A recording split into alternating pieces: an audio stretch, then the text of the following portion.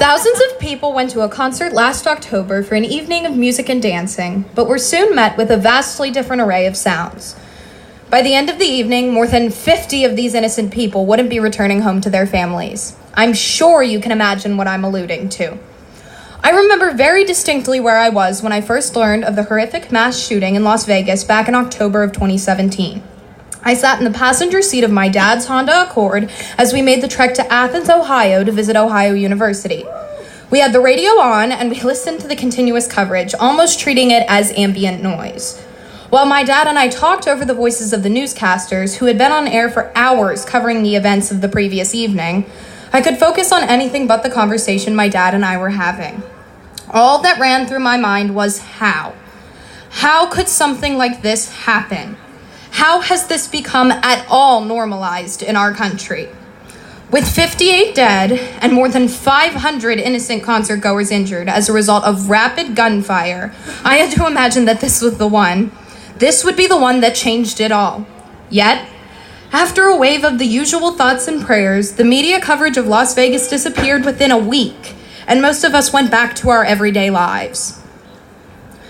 Hundreds of students went to Marjorie Stoneman Douglas High School on February 14th, thinking it was just another day of school, with the added bonus of it being Valentine's Day.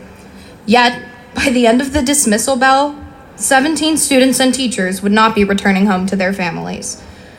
After the shooting, I feared for Parkland the same fate that Las Vegas and so many shootings before Las Vegas had faced. I feared the horrid event would receive media coverage for a day or two, but would quickly fade to below-the-fold news after a week. 1 month? No way we would still be talking about Parkland. I feared that the phrase so utterly perfected by politicians, at least by this point, would be again plastered on every social media site as if it had the power to make change happen. You know, the thoughts and prayers one. However, I was quickly shown that this was not going to be the case. This is the one. This is the one that will change it all.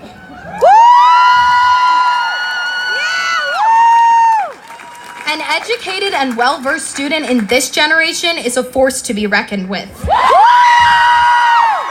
brave survivors from Marjorie Stoneman Douglas High School are all that and more.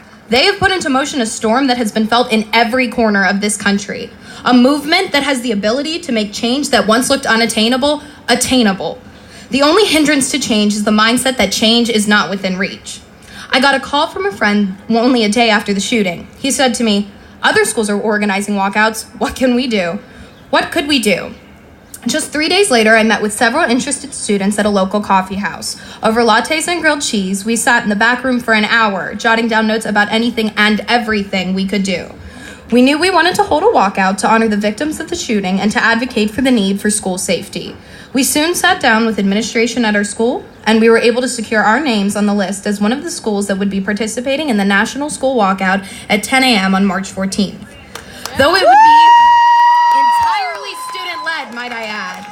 The school was not going to advertise or sponsor the demonstration in any way, so from then on, it was in our hands. Last Wednesday, 5 fellow student organizers and I walked down to the track about 20 minutes before the walkout. We were each bundled in several layers of clothing, trying to stay warm in the frigid cold. The 6 of us walked the length of the track together, trying to anticipate how the next hour was going to go. We had told everyone we knew about the walkout, and we had plastered information all over our social media accounts, but we had generally no clue as to what the outcome would be. We hoped for 100, maybe 200 students. When the late bell for third period rang, we began to see waves of students walking down to where we stood. By 10 a.m., the length of the track was filled. All of my anxieties about the walkout were quickly quelled. I apologize. All of my anxieties about the walkout were quickly relieved once the 17 minutes started. The silence around me was deafening, and the 1,000 students that chose to walk out alongside my friends and me made their voices heard without uttering any words. All the way in Pittsburgh, we are making strides to show that we as students are no longer willing to accept what has become the norm. What we have grown up with as the norm. The idea that we can't go to a concert anymore without fearing for our lives is not the norm. The image of students embarking for a day of learning in the morning only to be shot down by fifth period is not the norm. I shouldn't focus on how best to avoid an active shooter in AP Biology. I should focus on AP Biology. Schools should be looked at as environments that foster learning and understanding, not war zones.